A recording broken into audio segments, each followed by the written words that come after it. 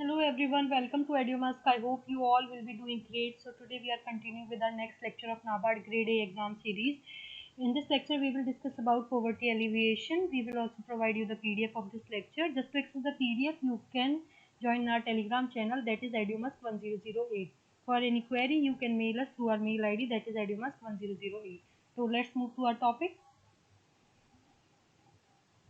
Poverty alleviation. Alleviation से आप क्या समझते हैं? एलिविएशन का मतलब होता है किसी चीज़ को कम करना। तो पॉवर्टी एलिविएशन क्या हो गया कि गरीबी को कम करने के लिए जो गवर्नमेंट कोई भी प्रेरोगेटिव मतलब कोई भी एक राइट है उसका उसका मतलब उसकी जो पावर है वो क्या है, गवर्नमेंट की क्या राइट है उसका कि वो ये इंश्योर करे कि जो सिटीजन्स हैं कंट्री के, जो इंडिया के सिटीजन्स हैं, वो उनको ऐसी अपॉर्चुनिटीज़ प्रोवाइड की जाए कि वो पॉवर्टी से ऊपर उठ पाए। Clear? Poverty alleviation refers to set of measures and government interventions. कि पॉवर्टी एलिवेशन को हम रेफर कर सकते हैं कि कुछ मेजर्स या कुछ जो एक स्टेप्स उठाए जाते हैं पॉवर्टी को कम करने के लिए कि जो हमारे सिटीजन्स हैं, जो लोग हैं हमारे कंट्री के, उनको बेसिक नीड्स प्रोवाइड की जाए जिससे कि वो पॉवर्टी से ऊपर उठ पाएँ और अपना लाइफस्टाइल जो है उसको सही कर पाएँ। पॉवर्टी को कम करने से पहले हमें ये जानना ज़रूरी है कि जो पॉवर्टी है, गरीबी है, वो कौन सी कंडीशन को कहा जाता है, कब एक आदमी को हम गरीबी रेखा के नीचे रखेंगे कि ये आदमी गरीब है। तो पॉवर्टी जो कंडीशन है वो है कि कोई भी एक इंडिविजुअल अपनी जो फाइनेंशियल जो रिसोर्सेज है उसके पास वो सफिशेंट अमाउंट में नहीं होते, वो एक बेसिक जो स्टैंडर्ड ऑफ लिविंग है उसको भी फॉलो अप नहीं कर पाता, तो उसको पॉवर्टी कहा जाता है। ठीक है, जहाँ पे वो जो जैसे रोटी कपड़ा मकान, जो ये बेसिक नीड्स हैं, डेली की जो नीड्स हैं, उनको भी वो पूरा ना कर पाए, वो नीड्स भी मीट ना हो पाए, तो उनको हम पॉवर्टी कंडीशंस में कंसिडर करते हैं। कैटेगोरिकली हम कहते हैं कि ये मतलब पॉवर्टी में आते हैं ये चीज़ें। अब हमारी जो पॉवर्टी है वो दो टाइप की होती है मेनली, एब्सोल्यूट और रिलेटिव। एब्सोल्यूट पॉवर्टी क्या है? जिस कंडीशन में जो बेसिक नेसेसिटी है, जो रोटी कपड़ा मकान वाली जो बेसिक नीड्स हैं, लिविंग स्टैंडर्ड्स हैं, वो भी ना मीट हो पाएँ, तो उसको हम क्या कहते हैं? एब्सोल्यूट पॉवर्टी कहते हैं।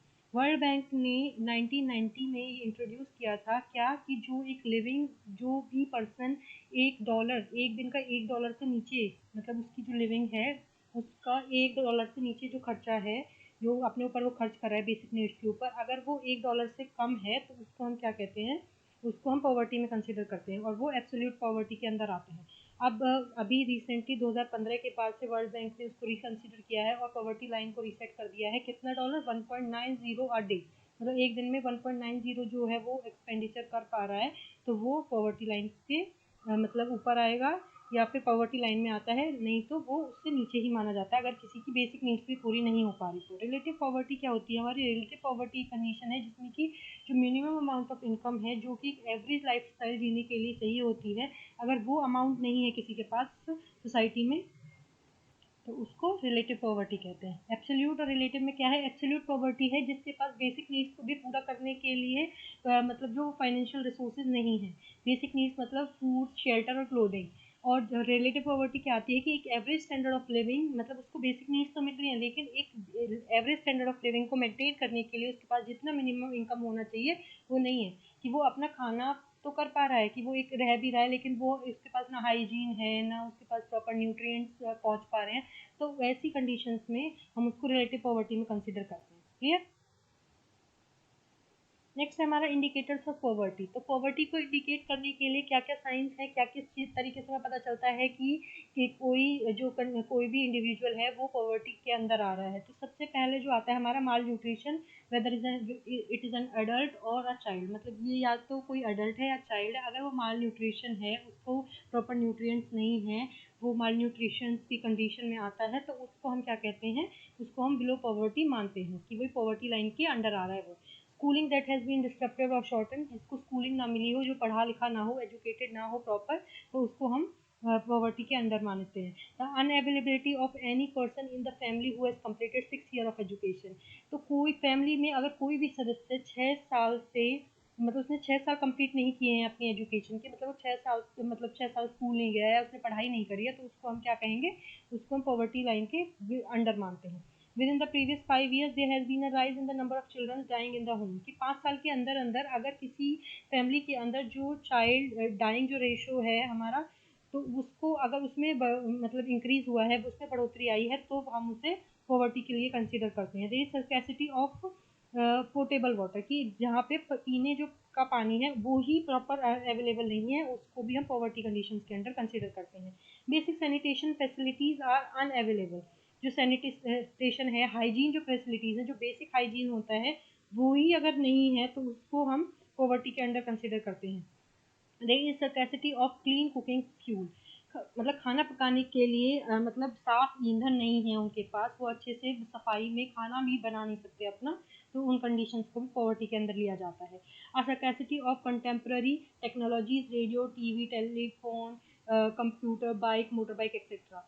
तो जो एब्सोल्यूट हमारी होती है पॉवर्टी, उसके लिए तो हम बेसिक नीड्स की बात करते हैं कि जो खाना है, रहना है, कपड़ा पहन रहे हैं, वो सब आता है हमारा एब्सोल्यूट पॉवर्टी में। लेकिन उसके अलावा अगर बेसिक जो नीड्स हैं या बेसिक हमारी कम्युनिटीज जो उन्हें प्रोवाइड होनी चाहिए वो उसको नहीं मिल पा रही, तो उसको हम क्या कहते हैं, उसको कहते हैं हम रिलेटिवली पॉवर्टी। ठीक है, रिलेटिव पॉवर्टी में आता है हमारा। तो ये जो कंडीशंस हैं, स्कैर्सिटी ऑफ कंटेम्प्रेरी टेक्नोलॉजी, ये हम उस कैटेगरी में ले रहे हैं कि बेसिक नीड्स होनी चाहिए, कि आज के टाइम में कि अगर किसी के पास ट्रांसपोर्टेशन के लिए चीज़ें नहीं है, अपना एंटरटेनमेंट के लिए चीज़ नहीं है, तो उसको भी पॉवर्टी में कंसिडर किया जाता है।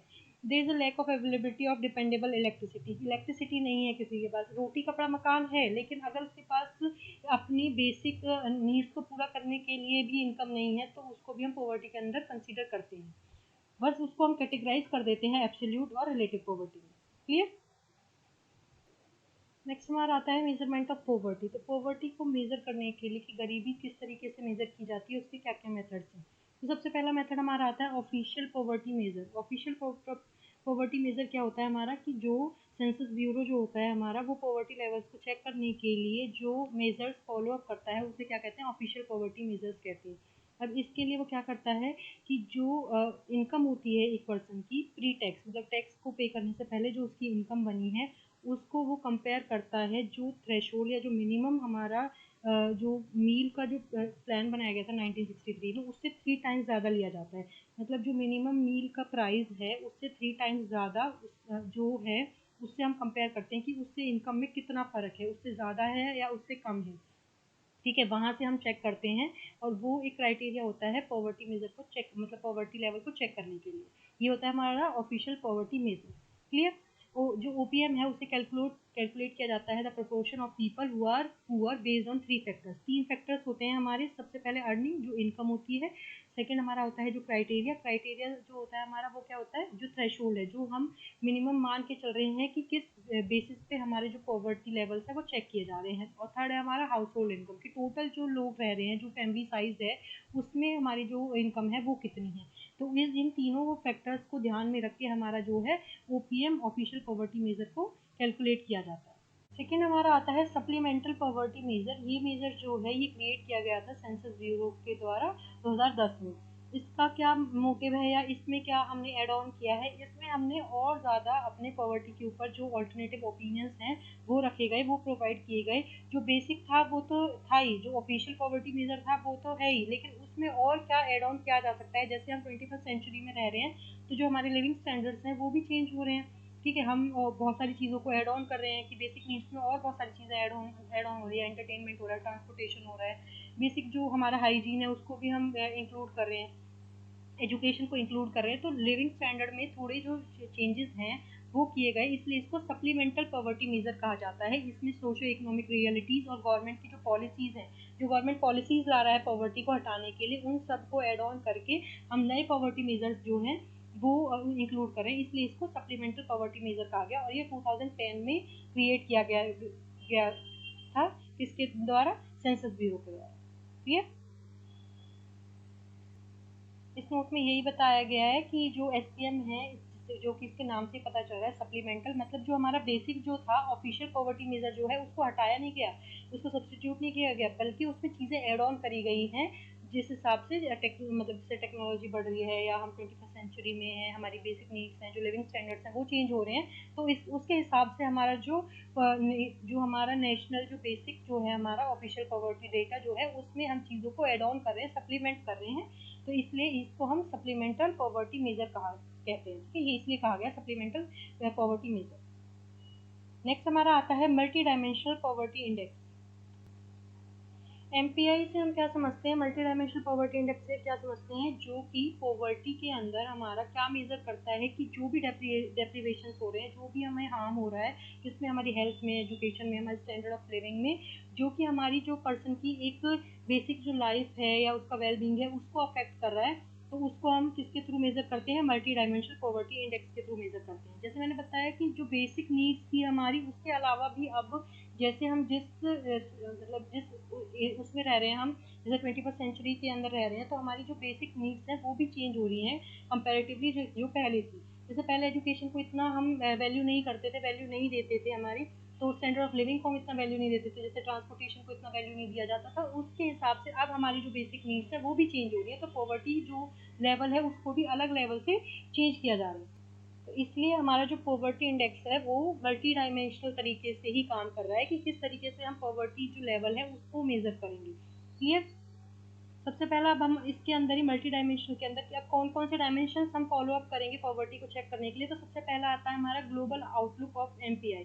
तो मतलब हम ग्लोबली उसको कैसे देख रहे हैं, तो ग्लोबली हम देखें तो 1.1 बिलियन जो पीपल हैं आउट ऑफ 6.1 बिलियन, वो क्या है हमारा, वो पुअर या फिर एक ऐसी लाइफ जो है पॉवर्टी की लाइफ जो है वो उसको जी रहे हैं।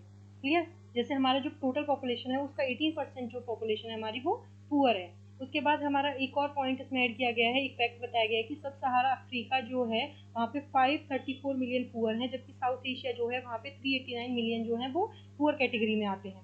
जो पॉवर्टी रेट है चिल्ड्रन के बीच में वो कितना है 27.7% है, जबकि एडल्ट के बीच में ये कितना है 13.4% है।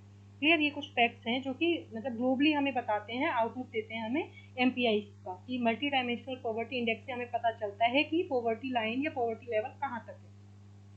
वो तो देखा हमने ग्लोबली आउटलुक जो था। अब हम ये जो एमपीआई आउटलुक है ये इंडिया के लिए है कि इंडिया में अब भी 230 मिलियन जो लोग हैं वो पुअर हैं।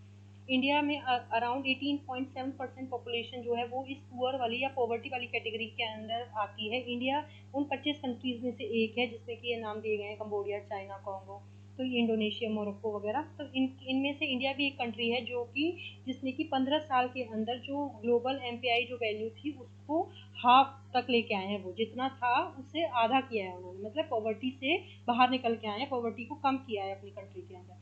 13.5 करोड़ जो इंडियंस हैं उन्होंने 2005-6 से लेकर 2019-21 तक जो पॉवर्टी है उसको एस्केप किया है, मतलब उसको डाउन किया है, उसको खत्म किया है। रूरल एरियाज जो है उनमें बहुत डिक्लाइन देखने को मिला है पॉवर्टी के अंदर, जो कि 32.59% था, जो उससे वो कम होकर कितना हो गया 19.28% हो गया। यूपी जो है, उत्तर प्रदेश जो है, उसमें सबसे ज़्यादा डिक्लाइन आया है पुअर के नंबर में, जो कि 3.43 करोड़ हो गया है। उसके बाद बिहार और एमपी में बहुत हाईएस्ट मतलब डिक्लाइन आया है कि बहुत ज़्यादा पुअर जो कैटेगरी थी या पॉवर्टी जो लाइन थी उससे ऊपर उठे हैं लोग। और ये हो कैसे पाया है, क्योंकि हमारा जो न्यूट्रिशन है लेवल है उसको इम्प्रूव किया गया है, schooling, education, sanitation, hygiene condition, और जो बेसिक कम्युनिटीज़ हैं, ट्रांसपोर्टेशन, मतलब इन सारी चीज़ों पे गवर्नमेंट ने काम किया है, जिसकी वजह से बहुत हद तक हम पॉवर्टी को नीचे ला पाए। और इन सारे फैक्टर्स ने बहुत बड़ा रोल प्ले किया, सिग्निफिकेंट रोल प्ले किया है हमारी पॉवर्टी को डाउन लाने के लिए। क्लियर। नेक्स्ट हमें आता है poverty alleviation programs of government. तो पॉवर्टी को एलिविएट कम करने के लिए जो हमने अभी लास्ट स्लाइड में पढ़ा है कि किस हिसाब से हमारी पॉवर्टी है जो वो कम गई है, उसके लिए गवर्नमेंट ने काम क्या क्या किए हैं, क्या क्या स्कीम्स निकाली हैं, क्या क्या स्टेप्स उठाए हैं, वो सारी चीज़ें इन स्लाइड्स में हैं। ठीक है।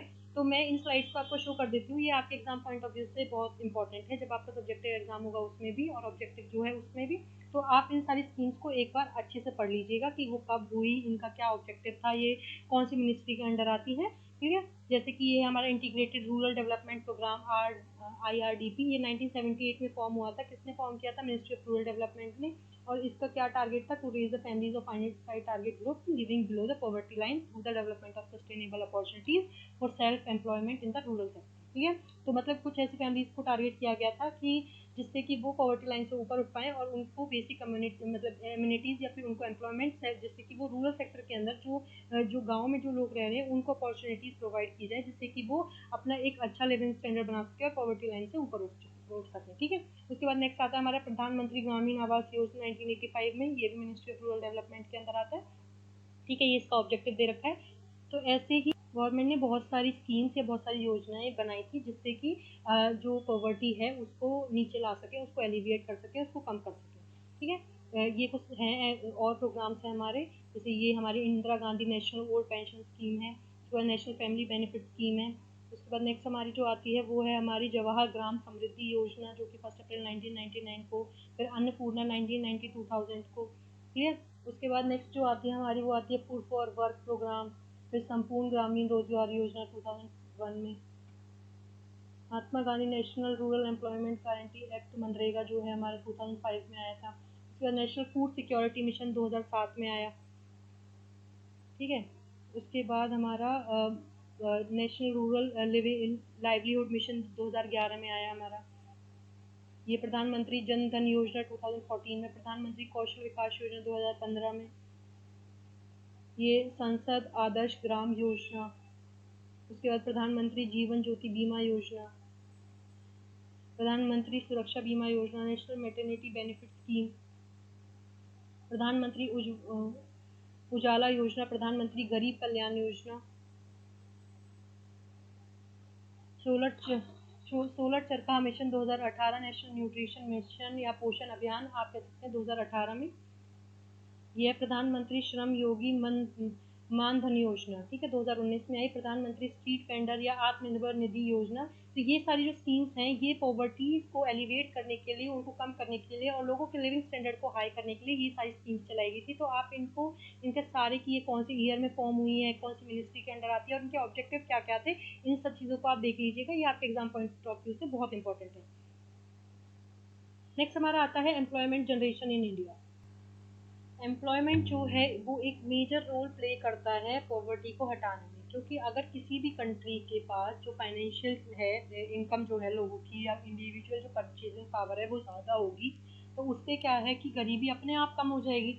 तो इसी वजह से जो एम्प्लॉयमेंट है और जो पॉवर्टी है वो हैंड इन हैंड है, कि अगर एम्प्लॉयमेंट बढ़ेगा तो पॉवर्टी अपने आप कम होगी। ठीक है, तो ये एक तरह से इन्वर्सली प्रोपोर्शनल है एक दूसरे के। तो इस वजह से एम्प्लॉयमेंट को बढ़ाना हमारे पॉवर्टी को ऑटोमेटिकली एलिविएट करता है। और ये किस वजह से, कौन कौन से रीजंस हैं इसमें? सबसे पहला तो क्या है कि अगर किसी भी जो पुअर हाउस होल्ड है, हमारा फैमिली है, कोई भी पुअर फैमिली है, उसकी अगर इनकम जो है उसको इंक्रीज किया जाएगा तो अपने आप जो पॉवर्टी रेट है उसमें मतलब रिडक्शन आएगा, वो रिड्यूस होगी। तो इस वजह से इस तरीके का रिलेशनशिप क्रिएट होता है एम्प्लॉयमेंट और पॉवर्टी में। उसके बाद रूरल अर्बन जो माइग्रेशन हो रहा है, जो जो हमारी जो जनरेशन है जो इधर उधर भाग रही है, माइग्रेट हो रही है, कि लोगों को काम के सिलसिले में, एम्प्लॉयमेंट के चक्कर में अपनी एक जगह से दूसरी जगह जाना पड़ता है, तो जो ये माइग्रेशन है ये भी कम हो पाएगा। क्यों? क्योंकि अगर हम वो रिसोर्सेज या वो चीज़ें अगर उन्हें वहीं पे प्रोवाइड कर देंगे तो उसकी वजह से क्या होगा कि वहाँ पे एम्प्लॉयमेंट बढ़ेगा और पॉवर्टी जो रेशो है वो कम होगा और ये माइग्रेशन भी कम हो जाएगा। अगर हम एम्प्लॉयमेंट प्रोग्राम चलाते हैं और इनकम लेवल को इंक्रीज करते हैं, इनकम लेवल में ग्रोथ करते हैं, तो उससे क्या है, पॉवर्टी एलिविएट होगी और जो बेसिक जो नीड्स है, बेसिक स्टैंडर्ड ऑफ लिविंग है वो भी अपग्रेड होंगी। लोगों को जो एम्यूनिटीज़ चाहिए, जो बेसिक नीड्स उनको फुलफिल करनी है, वो सब पूरी हो पाएंगी। जैसे जिसके अंदर आता है education, health facility, sanitation, clothing, सब कुछ जितना भी उनकी नीड्स हैं, जो भी हम कह सकते हैं एब्सोल्यूट जो पॉवर्टी के अंदर आ रहा था, रिलेटिव पॉवर्टी के अंदर जो चीज़ें थी जो लोगों को नहीं मिल पा रही, बेसिक जो स्टैंडर्ड ऑफ लिविंग है वो फॉलो अप नहीं कर पा रहे, वो सारी चीज़ें उनको कब मिलनी शुरू होंगी? जब उनका इनकम लेवल जो है वो हाई होगा। और ये कब हमारा हो सकता है? जब हमारी कंट्री में जो एम्प्लॉयमेंट है वो बहुत मतलब अच्छे से राइज करे, बहुत अच्छे से बढ़े। और ये कैसे हो सकता है कि गवर्नमेंट जो है वो स्कीम्स चलाए, योजनाएं बनाए, प्रोग्राम्स चलाए एम्प्लॉयमेंट के लिए, तो ये तब पॉसिबल है। तो गवर्नमेंट ने कौन कौन से इनिशिएटिव्स लिए हैं एम्प्लॉयमेंट जनरेशन के लिए? तो कुछ प्रोग्राम्स चलाए हैं और उन्होंने क्या क्या काम किए हैं या क्या क्या उनके रिमार्क्स हैं, वो सारी चीज़ें हमने इन स्लाइड्स में आपको मेंशन करी है, जो कि आपके एग्जाम के हिसाब से बहुत इंपॉर्टेंट है। तो आप इनको मतलब थोरोली रीड कर लेना। तो सबसे पहला हमारा आता है आत्मनिर्भर भारत रोजगार योजना, जो कि minister of labour and employment के अंदर आती है। और ये इसके रिमार्क्स हैं, कब लॉन्च हुई थी, इसका क्या काम है, इसके अंदर क्या क्या चीज़ें करी गई और मतलब इसके ऑब्जेक्टिव्स क्या क्या रहे। क्लियर। नेक्स्ट हमारा आता है national career service NCS project, ministry of labour and employment. ठीक है, कि लोगों को रोजगार प्रोवाइड कराना, उनको मतलब जो भी जहाँ जहाँ पे भी जो जगह निकल रही हैं या फिर जहाँ जहाँ पे भी वैकेंसीज आती हैं, जो लोगों को जहाँ से एम्प्लॉयमेंट मिल सकता है, वो उन सारी चीज़ों के बारे में बताना। ठीक है। उसके बाद नेक्स्ट आता है हमारा प्रधानमंत्री पंडित दीनदयाल उपाध्याय ग्रामीण कौशल योजना। ओके, जो कि मिनिस्ट्री ऑफ रूरल डेवलपमेंट के अंदर आती है। ये मतलब जो स्किल्ड लोग हैं, जिनको मतलब चीज़ों के बारे में नॉलेज है लेकिन वो कम्प्लीटली स्किल्ड नहीं है, उन्हें मतलब उन्हें वो जानते तो हैं लेकिन उन्हें प्रॉपर स्किल्ड नहीं है वो, तो उनको स्किल प्रोवाइड कराने के लिए, उनको अच्छे से स्किल्ड बनाने के लिए ये स्कीम्स चलाई गई हैं, मतलब लोगों को चीज़ों के बारे में पता चले जिससे कि उनका जो लाइवलीहुड है वो अपग्रेड हो पाए। क्लियर? ये दोनों ये स्कीम मेंशन है कि ये भी हमारे एम्प्लॉयमेंट जनरेशन के लिए गवर्नमेंट ने इनिशिएटिव उठाए हैं, ये है। उसके बाद आता है ये, इसको आप थोरोली रीड कर लेना, ये आपको एग्जाम में बहुत हेल्प करेगा, यहाँ से आप चीज़ों को या फैक्ट्स को अगर एग्जाम में लिखेंगे, सब्जेक्टिव एग्जाम में लिखेंगे तो आपको बहुत अच्छा कंटेंट आपको रेडी होकर मिलेगा। क्लियर? और आप ऑब्जेक्टिव के लिए भी इनको फैक्ट्स की तरह याद रख सकते हैं। तो आज के लिए इतना ही। I hope you like the video. अगर आपको वीडियो अच्छा लगा हो तो डू सब्सक्राइब आवर चैनल और like our video. Thank you so much.